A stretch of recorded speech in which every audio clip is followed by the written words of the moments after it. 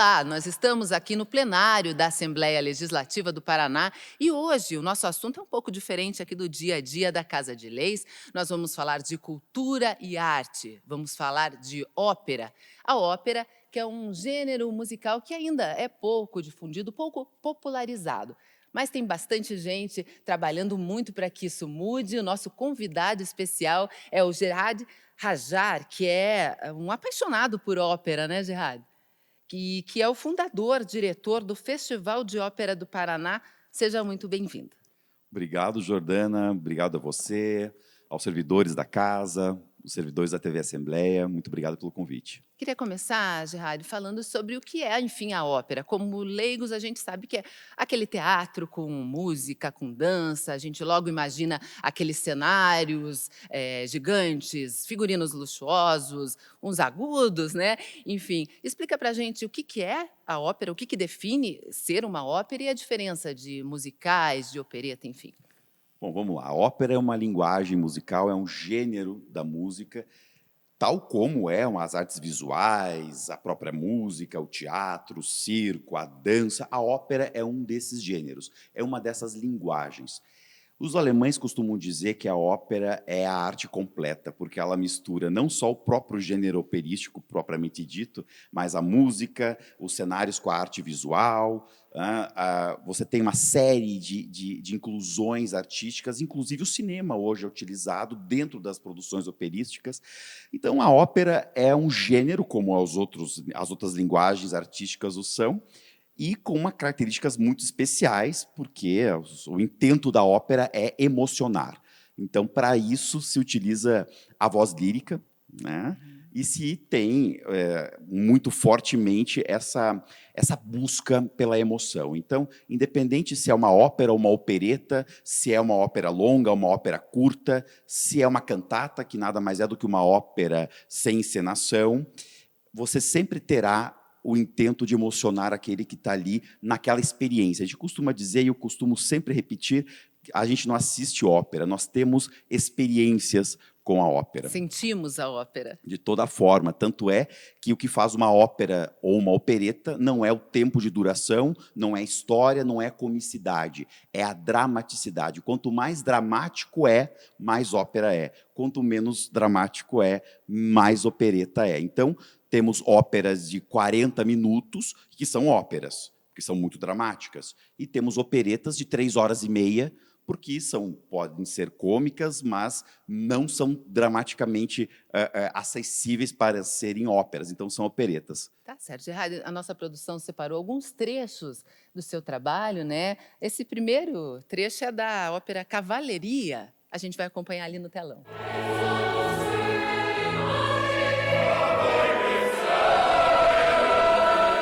Essa foi uma produção, fazem 5 anos que foi feito. Há mais de uma década não havia grandes óperas, não havia ópera no Paraná.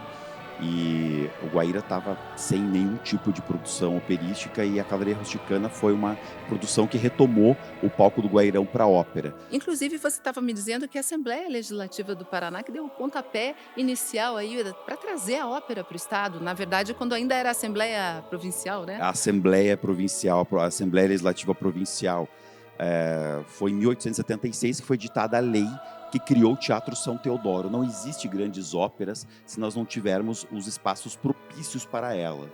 Então, se nós não temos um teatro com fosso, se não temos um teatro propriamente dito, se não temos urdimento sobre o palco do teatro, não se tem como ter ópera. E o primeiro teatro que teve isso aqui no Paraná foi o antigo Teatro Guaíra, que era o Teatro São Teodoro, criado por uma lei por essa Assembleia Legislativa. Em 1900 mudou de nome para Teatro Guaíra, por iniciativa do Romário Martins, do Sebastião Paraná de Sá Sotomayor e de outros tantos que, com o movimento paranista, queriam muito voltar para as origens naturalistas, indianistas do Paraná. Nesse sentido, Curitiba é privilegiada. Curitiba foi capital da ópera do país. Existia uma linha aérea da Varig que saía do Rio de Janeiro, fazia escala em São Paulo e vinha para Curitiba durante os anos 80 e 90 para pegar as temporadas de ópera do Guaíra. Existia, repito, uma linha aérea exclusiva para as óperas do Teatro Guaíra. Curitiba foi a capital da ópera da América Latina. Nós perdemos isso com o tempo. Já no final da década de 90, nós perdemos, mas esse público continua cativo. E nós ainda temos o intento, e para isso que existe o Festival de Ópera, de formar esses novos públicos. E você estava me contando que o Festival de Ópera tem vários casos inusitados para popularizar a ópera, levar a ópera até onde a população está. E nós temos mais um trecho, que é dessa ópera Cavalaria, que inclusive vocês fizeram algo bem inusitado, que é um cavalo que foi levado ali até o palco, né? Como que foi isso, essa experiência? Olha lá. Olha, hoje não se pode mais ter animais em cena, né? Os circos não podem mais, nem animais domésticos, na verdade, acompanham as famílias circenses hoje. Isso é uma questão, inclusive, para a saúde dos próprios animais. Então, essa montagem de 2017 no Teatro Guaíra, da ópera Cavalaria Rusticana, do Pedro Mascagni, que nós fizemos com o coro da cidade de Ponta Grossa, o coro lírico de Curitiba, com a orquestra da Escola de Música e Belas Artes do Paraná. Foram 400 pessoas envolvidas na produção, porque a ópera emprega muita gente, envolve muita gente. É uma cadeia de produção imensa. Foi a última produção artística no Brasil que contou com animais em cena. Mas esses animais são cavalos da Polícia Militar do Paraná e em cena havia o sargento responsável por eles que entrou em cena. Então, eram cavalos públicos, eram cavalos da Polícia Que Militar do estavam Paraná. acostumados com o seu tutor ali do lado. Exatamente. E são animais acostumados com turba, com barulho, porque nós temos um caso interessante no Teatro Guaíra, que quando montou-se a Ida, ou Aida, dos mais saudosistas, que é uma ópera do Verdi muito importante, em janeiro de 94, tinha animais em cena. Então, o macaco, tinha o dromedário, que não pode cruzar não pode sequer cruzar o olhar com o camelo, porque são animais que não se dão, e tinha a elefoa, ou a elefanta Mila, que veio especialmente para ser a estrela, né? Então a elefanta vinha e brilhava e junto na principal entrada da ópera, né? E muita gente, inclusive eu com 6 anos, vim ver a ópera justamente por conta da elefoa. E o que acontece é que os animais eram utilizados muito em ópera, porque justamente a magnitude da produção. Então o Teatro Guaíra tinha essa tradição de ter esses animais em cena. Então, justamente foi meio que uma brincadeira nossa colocar os cavalos em cena, não só pelo nome engraçado da ópera, Cavalaria Rusticana, que não tem diretamente nada muito a ver com com cavalos, exatamente, mas para apenas memorar a época da elefanta Mila, que morreu nessa época que nós montamos a ópera e fez um sucesso absurdo, a ponto dela a casinha dela ser uma vaga de estacionamento do Círculo Militar. Até o dia que ela sentou num carro, e daí a Mara Moron, que era a diretora artística do Teatro Guaíra, rebocou ela de madrugada, deram cerveja para a elefoa, né? Por isso que foi proibido, inclusive. É claro, né? Porque ela ficava ali estacionada numa vaga e colocou ela, amarrou na frente do Teatro Guaíra, ela virou atração. Então, em 94, 93, todo mundo que viveu essa época lembra, né? Que a Mila gostava muito das crianças e gostava. Era uma elefanta de circo, era do Beto Carreiro. Então, é uma brincadeira para lembrarmos os bons tempos e os velhos tempos da ópera curitibana. Tá certo. Mais um trecho separado pela nossa produção foi da ópera Festa de São João, né? Essa ópera, você podia contar um pouquinho para a gente como que foi a execução? A gente vê ali as bandeirinhas, tudo bem típico. Olha, essa produção, e devemos muito ao Teatro Guaíra, todo esse cenário, esse incrível cenário, foi feito pelo Douglas, lá do Teatro Guaíra, os figurinos do Aldice Lopes, que hoje é o diretor artístico do Teatro Guaíra, foi o figurinista que fez, isso também foi em 2017 que nós montamos essa produção. Foi a última produção que o Emílio Pita, o grande ator da Globo, participou. Agora ele está reformado, aposentado num asilo, e foi a última das produções dele, foi a Cavalaria Rusticana, como padre, entrando na procissão, e na Festa de São João também como padre, já como um personagem já principal. A Festa de São João é importantíssimo porque foi a primeira ópera, a primeira opereta, ela é uma opereta, composta por Chiquinha Gonzaga, em 1878. E ela morreu sem ver montada. Ela queria montar peças operísticas, teatros de revista, porque fazia muito sucesso na época. E ela precisava de dinheiro para arcar com a família dela. Ela se separou do primeiro marido, que inclusive vinha para o Paraná, e foi esse marido que naufragou em Guaratuba. Por isso que Chiquinha Gonzaga tem certa ligação com o Paraná, especificamente com o nosso litoral. Quando baixa muito a maré, nós conseguimos ver o que restou do vapor Rio Apa, que é o vapor que era do primeiro marido da Chiquinha Gonzaga. Depois ela acabou tendo por companheiro um rapaz de 16 anos, e ela já muito mais velha, que foi o Joãozinho. E que, por muito tempo, manteve-se em segredo, porque ela era realmente uma mulher muito para frentex para a época. Ela que criou uma série de questões feministas na época. E ela não conseguiu montar Festa São João, porque todos os produtores, todos os teatros do Rio de Janeiro se recusavam a montar uma peça escrita por uma mulher. O libreto é dela, a música é dela. A ópera é dividida sempre em música e libreto. O libreto é o texto. E a música é a música propriamente dita. Ela fez a música e o libreto, e também fez em espanhol. Uau. Ela esperava que fosse um grande sucesso. Uma opereta de costumes, uma opereta em machixe, uma opereta com ritmos brasileiros, uma ópera, uma opereta com o canto com o nosso sotaque, com o sotaque brasileiro, com o sotaque interiorano. Fiz questão que o protagonista fosse um negro, uma questão de representatividade. Aqui é importante dizer, o Jomar Lúcio de Lima foi homenageado pela Câmara de Curitiba, inclusive ano passado, com o prêmio Cultura e Divulgação. É um cantor de ópera incrível, é um cantor popular incrível, e queríamos montar, depois, pronto, de mais de um século esperando. A própria Chiquinha morreu em 35 sem ver essa opereta montada, e não só essa, 8 operetas dela também não foram montadas durante a vida, e nós montamos com esse amor, com esse carinho incrível que tivemos, em trazer depois, fazer justiça. Eu acho que a palavra para essa produção da Festa São João foi justiça. Fazer a montagem da primeira peça de Chiquinha Gonzaga depois de um século e meio é uma questão de justiça. Inclusive, dar esse espaço para os autores locais, né, reconhecer, enfim, é um dos papéis do Festival de Ópera Paranaense, que vai ter uma edição esse ano. Eu quero também dizer uma questão muito interessante da Festa São João, sem querer fazer um retrocesso da tua Voltamos, pergunta. vamos lá. Nessa produção, nós colocamos crianças de escola pública que tiveram 8 meses de curso para poderem estar no palco. Imagina a realização ópera dessas crianças. Por isso que a ópera é para todos. E esse é o nosso lema desde a primeira edição. A ópera é para todos. Então, crianças de escola pública que foram educadas, que foram preparadas para estarem no palco do Guaíra, junto com Emílio Pita, junto com cantores de ópera consagrados, junto com o maestro, a ponto da ópera, que todas essas apresentações são gratuitas, tivemos que fazer uma apresentação extra, porque ficaram 800 pessoas para fora do Teatro Guaíra, que não conseguiram entrar, e mesmo com uma resta extra de Festa de São João, ainda ficaram mais de 300 pessoas para fora, e agora nós vamos disponibilizar online todas as produções para que aqueles que na época não conseguiram ver, agora terem acesso. Então não dá para dizer que é o público que não gosta de ópera, né?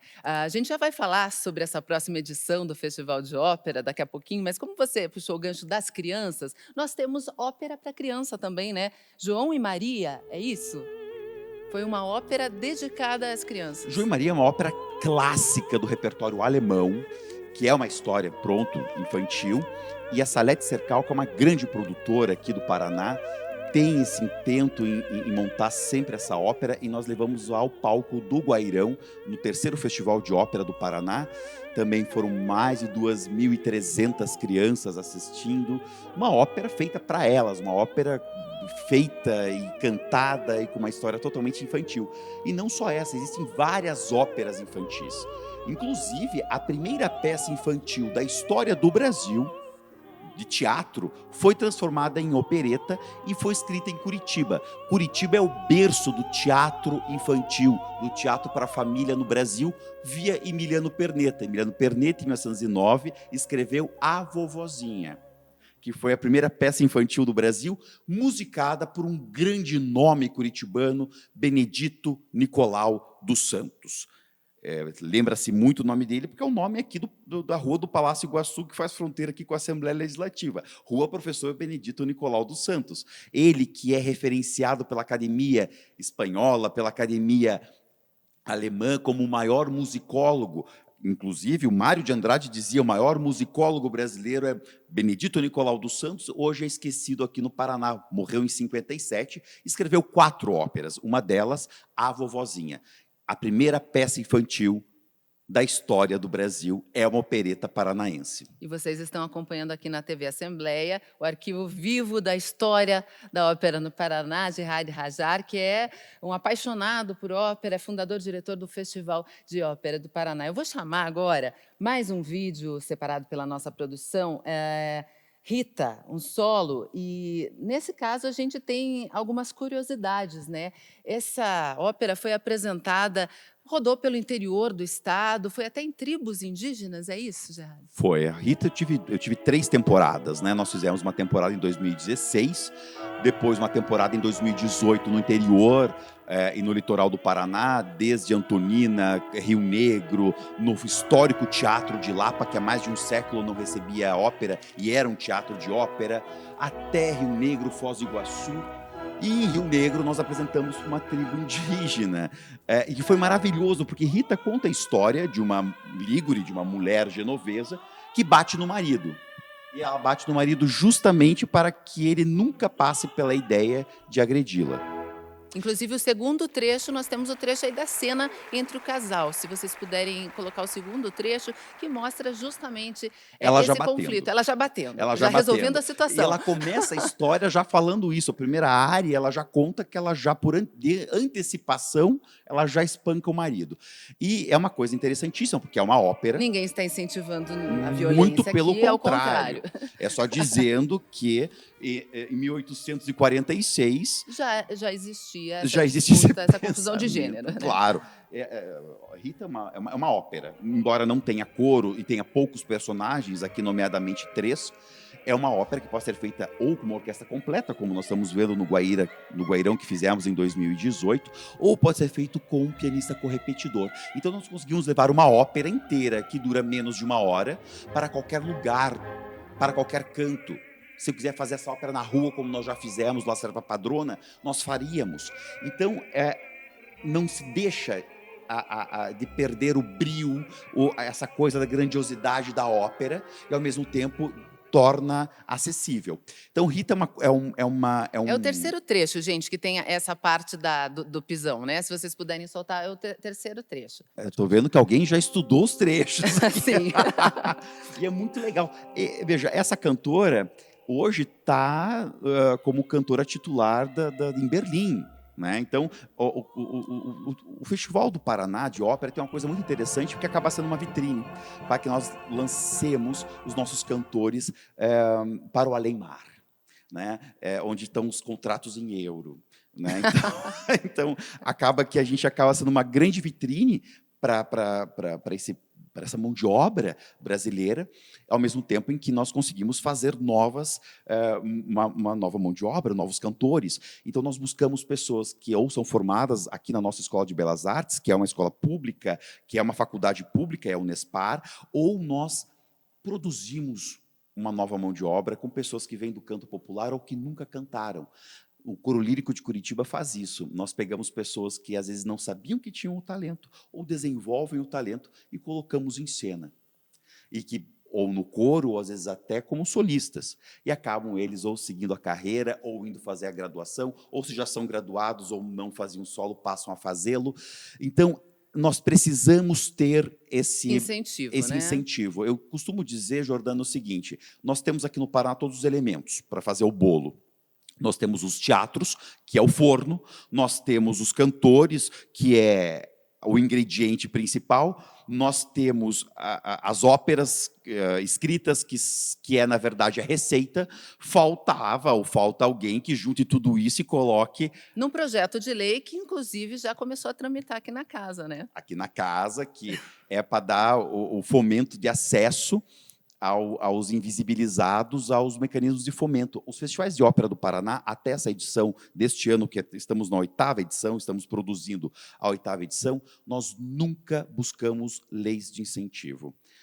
Nunca houve uma lei Rouanet, nunca houve a lei estadual, o Profice, de incentivo à cultura, não por uma questão nada ideológica, mas é porque este que vos fala fui conselheiro por muitos anos no Conselho Estadual de Cultura, fiquei muito tempo em várias posições de representação da classe, o que me impedia, por um lado, ou de estar disputando, ou eticamente eu achava que não era legal porque eu estava como parecerista, etc. Então, sempre foi muito na garra. Então, a palavra de ordem sempre foi muito uma questão de mutirão. Né? Muitas pessoas que trabalham no festival não recebem, muitas pessoas trabalham ali porque sabem que aquilo é necessário. Uma equipe que varia, às vezes, de 400 até 670 pessoas que nós já contratamos para o festival. É um mundo de gente para conseguir administrar isso, o que faz um case que o mundo inteiro acabou voltando os olhos para nós. Então, estamos conseguindo, aos poucos, colocar de volta o Paraná, e não só Curitiba, o Paraná, no cenário da ópera mundial. É importante dar espaço para os artistas, mas também a arte é importante. A gente viu, por exemplo, na Ópera Rita, né, se falando de violência contra a mulher. E eu imagino que para uma mulher que sofre violência, ver aquilo em cena é uma catarse, né? Faz parte da cura, né? As índias adoraram. As índias de Terra Roxa adoraram. Primeiro porque quem nunca teve contato com o canto, com a voz lírica, já é uma questão que já é diferente e impressiona. Por isso que eu digo que, por mais que possamos ter os acessos por streaming, etc., da ópera, nada como ver uma ópera ao vivo, de corpo presente, né? A tal da excelência interativa que os britânicos dizem tanto. A própria vibração mesmo das pessoas e da música, É a né? vibração, é a vibração. As óperas do período chamado do bel canto, do belcantismo, as óperas consagradas. Eu não quero aqui ser tecnicista e citar nomes que talvez o público não conheça, mas pronto, Norma de Bellini, as óperas do Rossini, o público no Guaíra consegue ver uma soprano Spinto fazer com que sua caixa torácica vibre. É algo que não precisa de entendimento técnico. Não. A população leiga sente essa emoção que o artista quer passar. Sente e entende a história, muito embora eu seja partidário das óperas em língua portuguesa. Então, eu acredito que possamos, muitas delas, como a Ópera Rita, a parte do canto foi em italiano, para não se perder até essa questão da música, mas a parte encenada foi toda em língua portuguesa. Então, o nosso incentivo sempre em fazer as nossas óperas paranaenses, que tivemos compositores, nossos compositores brasileiros, que também foram e são muito importantes, e tem várias óperas inéditas do Brasil, desde o século XVIII, que até hoje não foram montadas, e foram escritas e aguardam até hoje, porque nada como um público brasileiro ouvir a ópera na sua língua mãe. Tá certo. Vamos para mais um trechinho separado aqui pela produção, que é Soror Mariana. O que a gente pode falar de Soror curioso? Mariana. Soror Mariana é uma história muito popular em Portugal, de uma religiosa que se apaixonou por um militar. E ela ficou esperando o militar vir buscá-la, e acabou que o militar nunca veio. Ela ficou quase 60 anos esperando a volta dele. E essa história que conta, a história real, uma história verdadeira, de uma irmã do convento de Beja, que é Mariana Alcoforado. Ela acabou sendo, séculos depois, descobertas as cartas que ela mandou para o Marquês de Chamery, esse militar, e virou um escândalo de um caso que foi consumado, de um caso dessa freira que secretamente se encontrava com esse general, com esse marquês francês, que nunca veio buscá-la. Estou dando spoiler aqui da história. Nunca veio buscá-la. E essa grande história portuguesa do Alentejo foi escrita por um grande escritor português que transformou isso em libreto, pegou o romance e transformou em libreto, e acabou dando para Júlio Reis. Então, Júlio Dantas, que foi um dos maiores escritores portugueses, conhecido por ser inimigo do José de Almada Negreiros, que fez o manifesto anti-Dantas. Morra, Dantas, morra! Se Dantas é português, eu quero ser espanhol, dizia Almada Negreiros. Mas Júlio Dantas era muito legal. E ele escreveu esse libreto, mandou por carta para o Rio de Janeiro, para o seu xará, o Júlio Reis, que foi um grande pianista e compositor, e a família, por 4 gerações, tentou montar. Ele, inclusive, esse pianista e compositor, Júlio Reis, era servidor do Senado Federal. E o Senado deu dotações orçamentárias repetidas vezes para que fosse montada essa ópera, e acabou que nunca foi.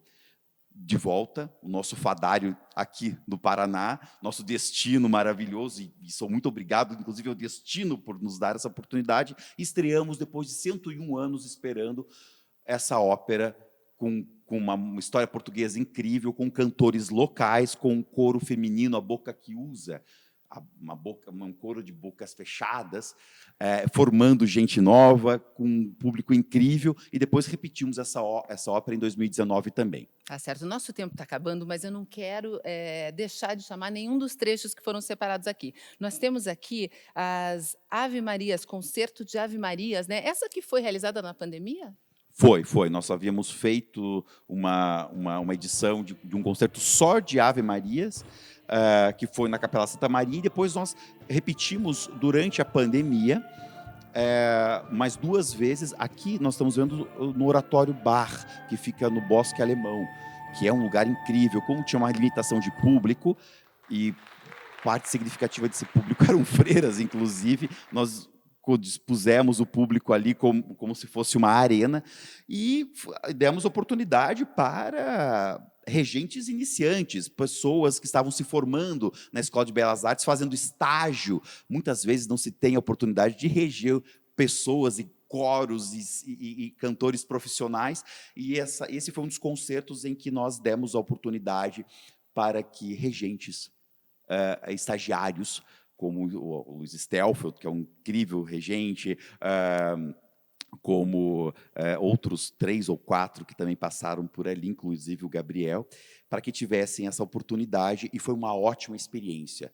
Ter jovens regendo coros profissionais, cantores profissionais, músicos profissionais, é uma experiência maravilhosa. E nosso último trecho aqui, que foi separado pela produção, que é no Parque Tingui, foi realizada... Não, foi no Bosque Zaninelli. Bosque Zaninelli. Teve ópera em ônibus, em movimento, teve ópera de tudo quanto é jeito, né? Teve Olha lá no parque. ali, pronto. Eu montei um concerto que eu queria para mim quando tinha 10 anos. Eu queria ser uma criança que fosse para um lugar encantado, num palco de pedra de cantaria de granito, para que ao ar livre eu pudesse ter acesso a um recital. Então, como Curitiba tem no Bosque Zaninelli, a Universidade Livre no Meio Ambiente, um palco, e é incrível porque tem uma acústica maravilhosa. Então, num belo dia, nós montamos, e não foi a primeira vez, sempre fazemos isso. Sempre levamos crianças, ou vamos até as escolas, e aqui eu conto com o apoio da professora Cíntia Yerpachovski, que é uma professora tanto um padrão no município, nos anos iniciais do ensino fundamental, quanto um outro padrão nos anos finais e no ensino médio, em que sempre nos faz a produção local nas escolas da rede estadual, na rede municipal de ensino, e a gente sempre, todo ano, fazemos concertos, pelo menos 2 ou 3, dentro das escolas do estado do Paraná, e isso é incrível, porque as crianças gostam, ou levamos as crianças para o parque, caso tenha sol, e fazemos concertos, e muitos das cantoras e cantores e músicos que estão conosco, e eu prezo muito por isso, é que é importante frisar, pela representatividade. Então,